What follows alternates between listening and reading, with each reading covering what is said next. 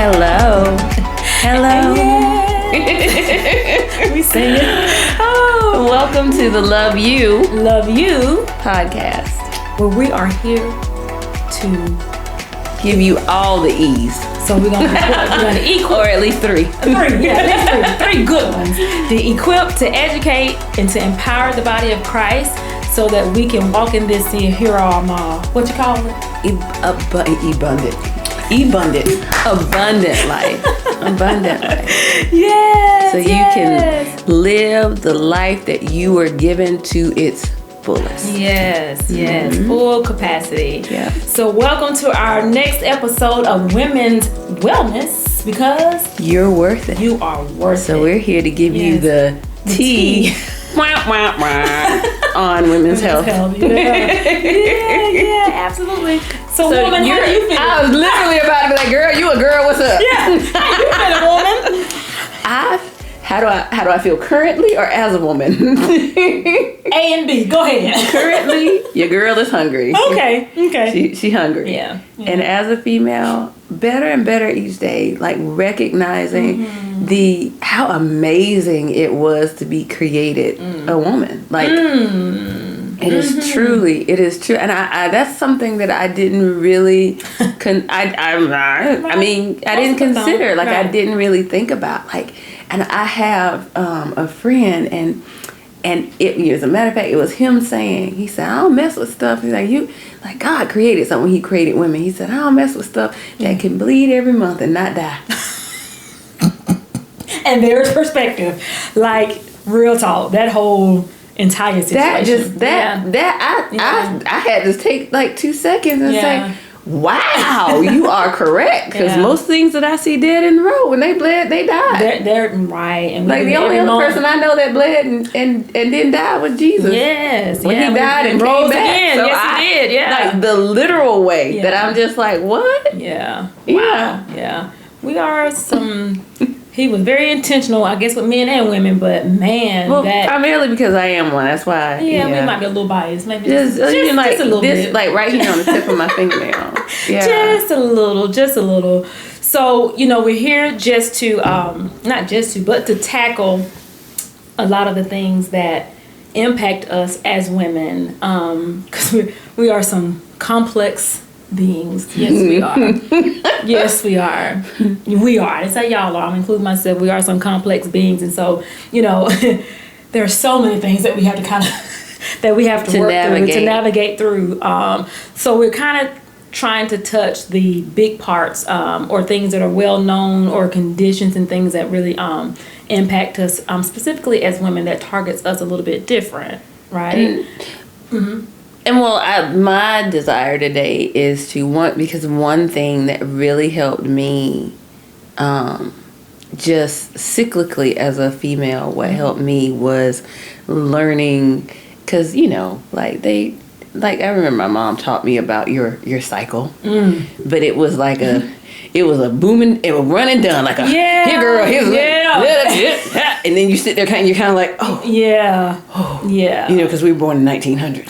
So, but we were. And so, but one thing that's really helped me, like nutritionally, that's helped me as far as exercise, is being attentive to the different phases of the cycle. And what you can eat and how you can exercise and knowing when you need to rest. And so I feel like that also will play a part into some of the things that you're going to share. And you kind of hitting a piece, but even with that, with the cycle things, and you're actually the one that brought it to my attention about the app or something where, talking about that. So kind of expound on that a little bit. So there is, let me pull up my notes real quick without knocking everything over. Yeah. So there is an app that will take you through each like you put all your information in, and it will, and this is not just the regular one that, you know, people are checking for to see when your cycle is going to begin. But this is more towards, here is how you're going to feel during this particular phase of the cycle. So here not only is how you feel, but here are some things that you should consider doing. Like, you have more energy during this time, so here are some things that you might consider doing. Here are some foods that will also, you know, assist. And then as the progesterone starts to wane and you become a little more tired here, but recognizing, I love anytime I'm given information or I have a visual. Visuals are great because I'm a visual and kinesthetic learner.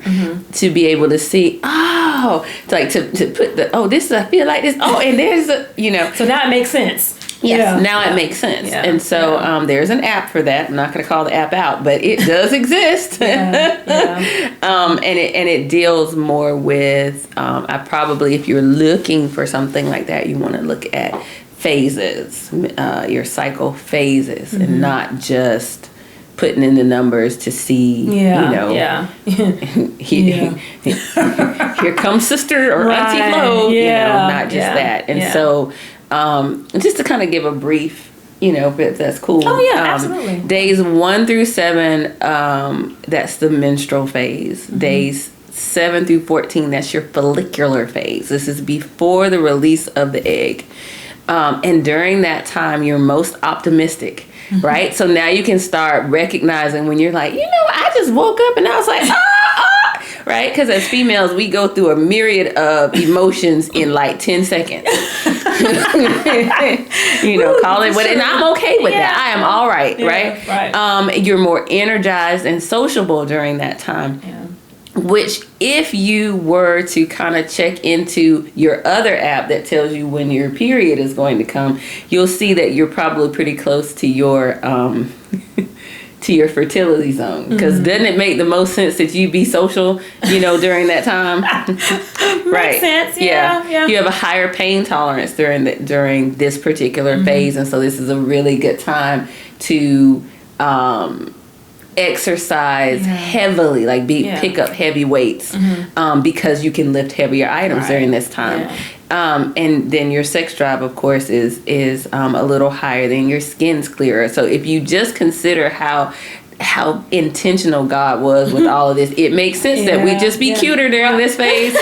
I mean, everything has a purpose, right? And then days 14 through 21, that's the ovulatory phase, so the egg releases. So this is when you typically are dead into the truly in your fertility zone. So because, you know, the Lord did say be fruitful and multiply. Yes, He did. Typically, you find that you are more confident during this period. You feel like I can conquer the things, and so one of the things that particular app does, but even if you don't have the app, you now have this information. And if you look at, if you're planning or setting goals, this is a great time to sit still. You're more creative, so a great time to sit still, plan things out, and then implement. This is implementation time, because the creativity is higher and actual action behind the creativity. And then days 20 through 22 is the luteal phase, and your egg is after the egg has released. So we on the way out the door, ladies. Yoga is good during this period. Maybe some Pilates, like things that are not as stressful on the body. And then prior to that, if we're looking nutritionally, days 1 through really 21, you really want to be looking at magnesium, because so you know, like the general thing is people are like, my period's on, I want chocolate, right?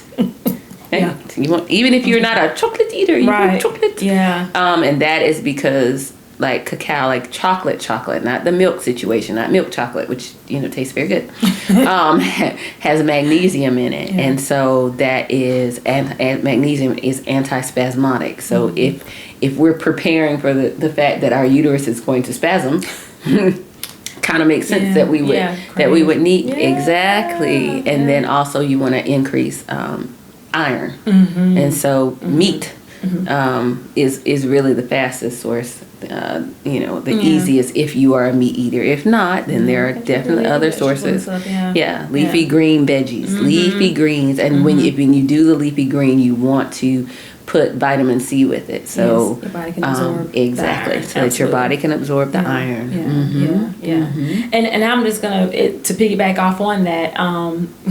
It's not even on here, but it just brings it up for me about women in their cycles and how heavy they are and the fatigue that we feel, right? Yes. And so an important thing that I try to push forward, I'm an advocate for, even where, with how I work, because women a lot of times we just feel like being fatigued or tired is our station in life. And that's just because I'm a mom, I'm all these things. That we're supposed to feel this. Tired. And you are not. Yes. You are absolutely are not. That is not our station in life, is to feel fatigued all the time, right? And so if you do, something's wrong. Something is wrong, right? Yeah, that's not normal. So a big component that I'm really big about is checking, and not just your plain CBC, because I've actually been have experienced this for myself. I was tired. It was like, man, I'm just tired. What is wrong? And I think I said it in another podcast, but I had a doctor or provider that actually checked even though my CBC, my hemoglobin and hematocrit, they were either normal or low normal, but nothing that was like jump out at you, right? And so like mine that always jumps out. Right. But he checked my ferritin level, and that is your iron storage. And when I tell y'all, it was like 6, like it was like I was literally on fumes. Like I was put.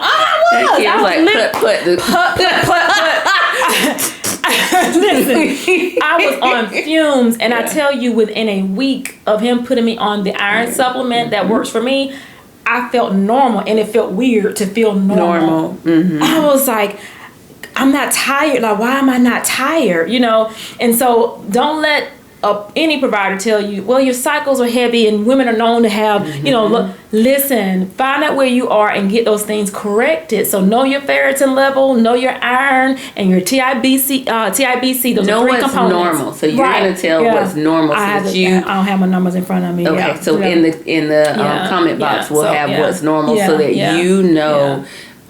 Because differential for me, because I don't ever want to say I claim, so like I was born. Right.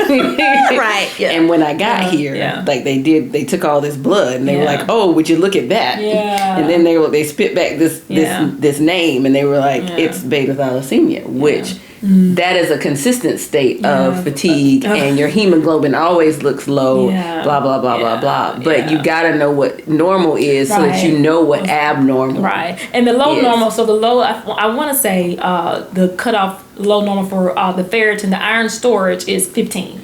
Right? And she was at 6. But here's the thing. Even with that, my provider wants to keep me at 100. Like, even though that's the cutoff, you don't want to, that's not where you want to be. You want to be, want to kind of push it up and kind of maintain higher than that. So he wants to keep me around 100. Now, I have not made it there yet.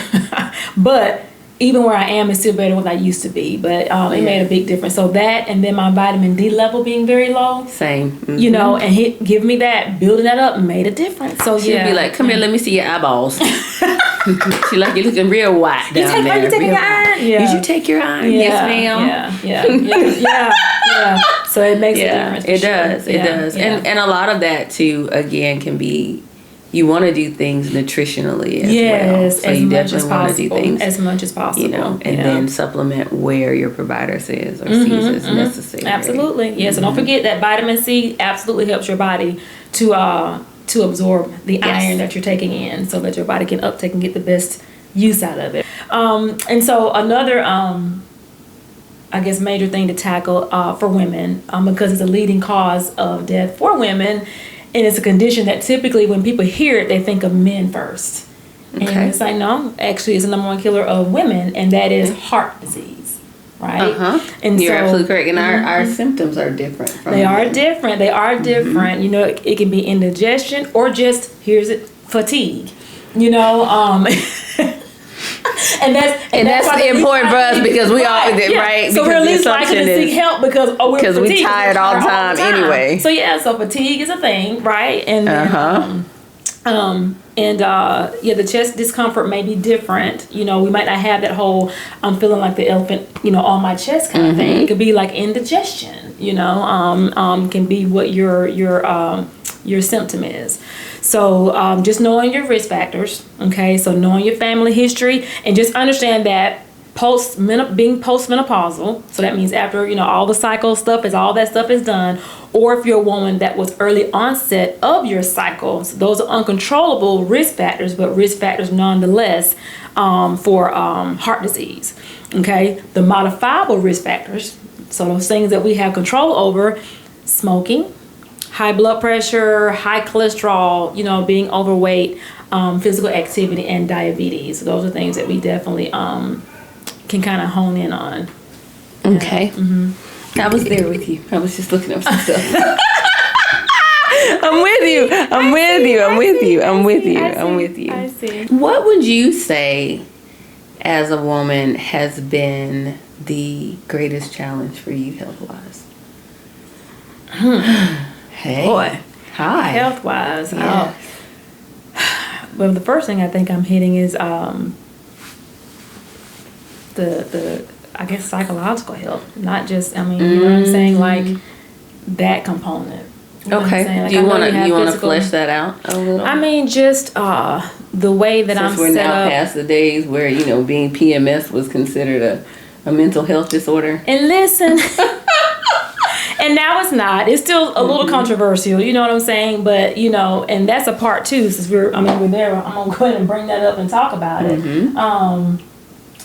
So one a viewer wanted to know about that. I mean, how to manage mood swings at PMS and all that kind of stuff, because it is a real thing.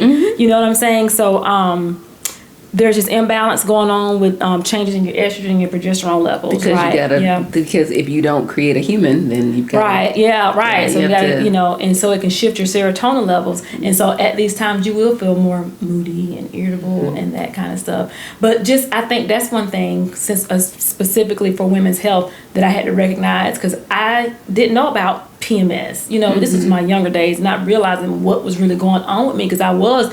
Spicy. Yeah, I was spicy. I was definitely spicy and didn't understand, and really Didn't thought know something why was you wrong. were spicy. And I thought something was wrong with me, not understanding that, no, this actually is a hormonal, like, this is what your body is going through. And I felt like I was unstable because of what I was feeling. Or at the house, they would be like, "Oh, gone, little tink tink, going in the room." Mama's special today. Yeah, right. So people, Yeah. create environments for women, family and friends, just kind of give them space on that, not excusing like just being ratchet now. That's not what I'm saying. But I think that, one of the things that helped me was, again, like going back to recognizing the cycles and all of this. I guess if we're going to use technology, Right. 'cause people in the 1900s, we struggle with Yeah. that. But anyway, if we're going to use it, then being able to know when these things are coming up, because then you can better mitigate how you eat. You can better mitigate what your daily routine looks like. And exercise is a big deal. And like a lot of times people want to stop exercising, or they used to during that period. Do not. You want to change the way you exercise, but you still want to continue because that's going to help stabilize those hormones. And you just expounded on what I was going to get you to expound on. It's about tracking your menstrual cycle and your emotions. And then when you can track it on your app or whatever, and when you show a pattern, then when you go visit your provider and you show them that, hey, this is what I've been experiencing, so that kind of gives you what's what I'm looking for, a foundation or the evidence to support. Okay, doc, I'm not just feeling this way. Like, this is actually going on with me, and I need help in this, because there's treatment for it. There's different things you can do to kind of treat that. And then, they have natural things. So, like, I know you're going to go into about the Ashwagandha. That was one over here, but that's probably one. But like calcium supplementation can help. So you want to do 600 milligrams twice a day. If you're not getting it in your food and things like that, you want to do your calcium. Vitamin B6 is another thing that can help with PMS symptoms. Exercise, nutrition. Here it is. So what we just talked about when our cycles are on and we want to eat the junk, like the candy and the sweets and we crave all the junk. Always be attentive to what your body, so if you're craving a particular thing and it's junky, the actual thing that you can find inside of that, the actual thing that your body needs so that you can get the right thing, just like we went to, like with the chocolate. And so it's not milk chocolate, it is cacao. It is the bitter or the dark chocolate that you're looking for. If you are where, and this is not necessarily related to that, but just being attentive to what the body is craving.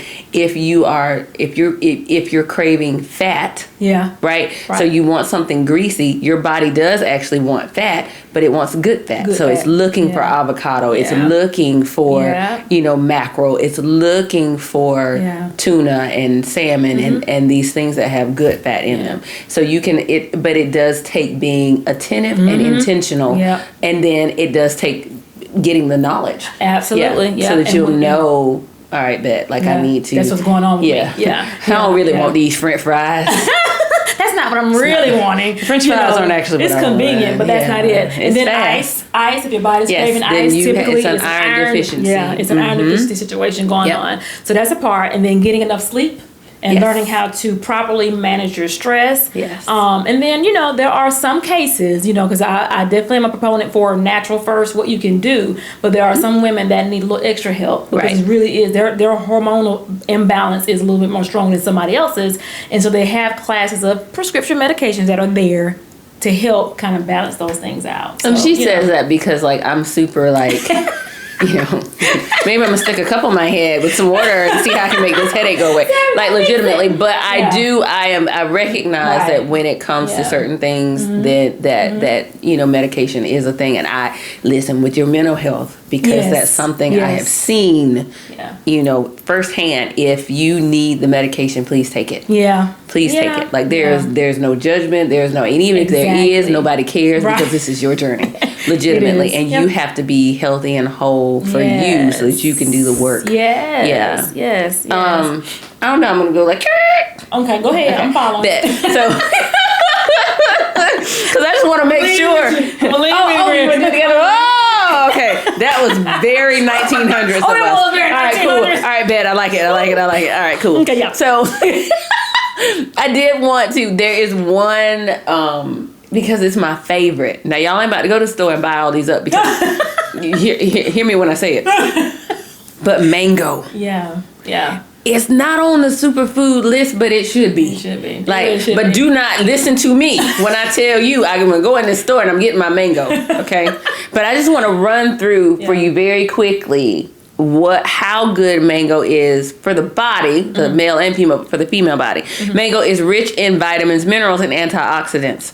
It obviously is a seasonal fruit, but it can help fight PCOS. You want to give them what PCOS is? Polycystic ovarian syndrome. Right. Yes. It helps maintain vaginal health. Okay. So very quickly about our orifices. As someone who doesn't wear deodorant. Smell typically comes from what we eat and how we traverse the earth. So if you are eating things that are healthful and they are not highly processed, then usually you're not going, and you are living it,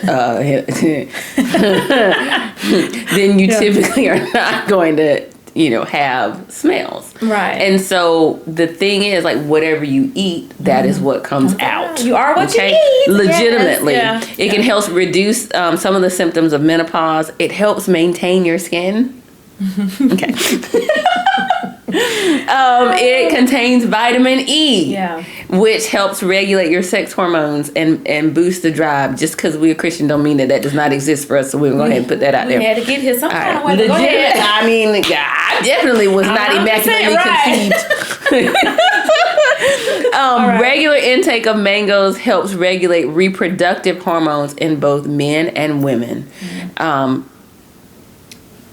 It helps maintain the pH in your body, right? Yes. The regular range is from 1 to 14. Ideal is 7. So if your body is acidic, eating a mango can help alkalize it. Okay? Mango. Mango. But here's the flip side of that, I gotta tell you. See, senorita. Senora. So the actual vaginal area, though, and the bacteria that are there actually thrive better in an acidic environment, just a little bit. So that's amazing. But the body is made to balance itself out. But that's amazing how that I was like, okay, but that is true. But just so you know, it'll help calm things down if they get overactive. How about I say and that? there you go. There it is. I think I did that. Okay, good. You did. Okay. Oh yeah.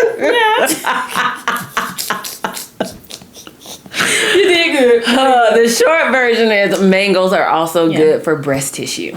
So you for women, you definitely. My daughter had fibroadenomas, and so that is kind of like you have fibroids in your uterus there, but they're in your breast tissue. And hers was the size of. It was it was huge. And she's tiny. And she little, but it was about the size of maybe a softball. It was very large. And so one thing that I make her eat, and I mean she wants to fight me on that. I don't care. I'm ready for the fight. Yeah. Mangoes. Yeah. Mangoes. Yeah. Yeah. And so, and that brings up a point too about like before your cycles when your breasts are like extra tender and they're heavy. What can make that worse, especially if you have fibrocystic breast disease, is caffeine. So if you cut back on the caffeine, that won't be as much as an issue for you. Which was most indubitably an issue for her. That kid, she would drink some tea and coffee. So you really are what you eat. You really are. You really are. You are. You really are. You really are. Anything else, lady, you want to share with the people? It was so much that I want to share with the people. It's a lot. I feel like this is probably going to have a part 2 with the potential for a part 3. Yeah, because it's a lot of things to try to cover in such a short span of time. But I guess the biggest thing is, doing your screenings with your pap smears, doing your... and listen, I know they changed the pap smears. Like, they changed it. They did. I still do it every year. This what, 2 all years? Day. I don't care. Sure do. Let's go and get this done. Yeah, get it done. And then I don't know if I can say this out loud, but I'm so proud about getting those mammograms done. Woo-hoo. Yes. And it wasn't nearly as bad as I thought. Yeah. And I mean, just transparently, I did not want to get it done, and I have there's a family history of breast cancer, and I literally was like, I don't know, it's just, I think it really was not even just hearing women be like, oh my God, it hurts with how they do all the things, because I had an amazing lady who was like, girl, I know, and she was like, and we're gonna do this, and she walked me through and it was great, but it was it's a lot of times what keeps us from doing things is the fear of unknown. Right. Yeah. The fear of unknown. But God has not given us a spirit of fear. So yes, go and get you. Yeah. Go, and I listen every year I'm hit it with the mammogram and the pap smear. Yeah, absolutely. The way I don't care about how they change that every single solitary year. It's breast cancer, the most common type of cancer in the United States. You know what I'm saying? So absolutely. So get your screenings done.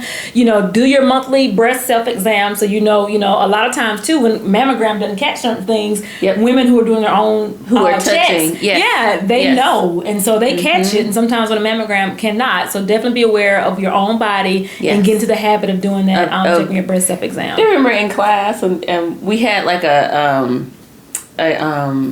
homework assignment just to go home. You remember that? Just to go home and look at yourself in the mirror. And this wasn't even for exam purposes, but the sheer fact that like we don't take the time to really, like, the only reason we look at ourselves is to be like, okay, is there no teeth? Okay, none of that. All right, and everything, but not just to kind of see who we are and where and what our constitution is, like where everything is settled. Yeah. And so I highly recommend that. Yeah, because it's a good assignment. Yeah, it's a good assignment. And to really, get to know yourself. Get to know you. So it's definitely gonna be a part 2, maybe part 3 to this. I love you, and I love you. Yes.